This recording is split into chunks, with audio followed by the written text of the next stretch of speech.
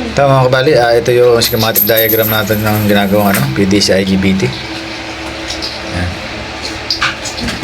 Ito yung layout natin. Ito na, nasa kalahati na ako. Yung inverter seat pa lang natatapos ko. Saka part ng ng PWM dito.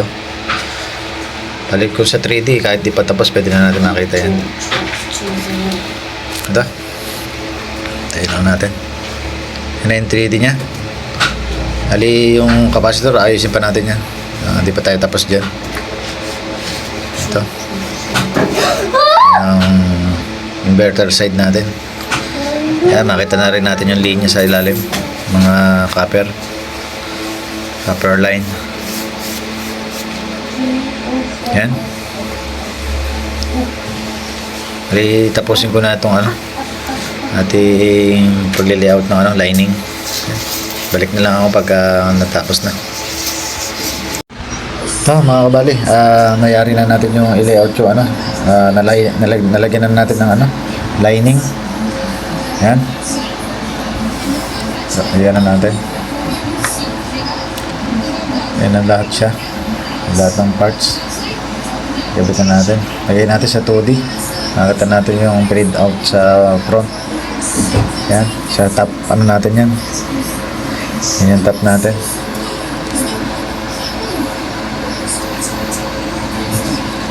Yan, i-compress natin lahat yung parts.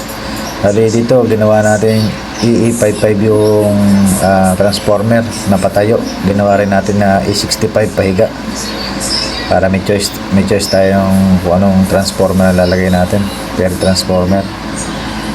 Yan, dali tatlo yung nilagay kong rito, IGBT sa output. Yan. Tatlo rin yung natin, locking diode.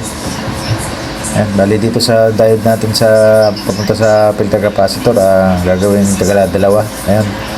Meron na siyang butas. Nilagyan ko na. Magkapatong na yan pagka dyan natin lalagay. Pinang-press lang natin para magkasya. Isang diode nandito sa kabila. Ayan. Nalilagay naman natin sa sa 3D para makita na natin yung pag may mga parts na. Ayan. Ayan na yan, may parts na. Ayan. Ayan, makita natin yung transformer natin patayo. Pero naka-layout din ang pahiga yan. Ayan. 8 MOSFET yung ginawa natin dyan sa inverter side. Ayan. Sa inductor natin, ayan, EE4220 ang laki. Ayan, nandito yung output. Ayan. Magkabila para magkalayo. Nilagyan din natin ng protect. Ayan, naglagay tayo ng protect dito para pag na-shorted yung output, di naman dadamay dito sa inverter side. Dito na lang kung masisiraan tayo ng IGBT, ma-shorted yung IGBT, hanggang dito lang makakat na yung supply natin dito sa PWM. Po-protect na siya. Yan, dali ang pan-delay natin, pinagkasya rin natin dito. Ito. Yan, nandito yung part na yan sa pointer ko. Ayan. Yan, tapos na to. Ang abangan na lang natin dito yung paano natin mailalagay sa PCB. Yan.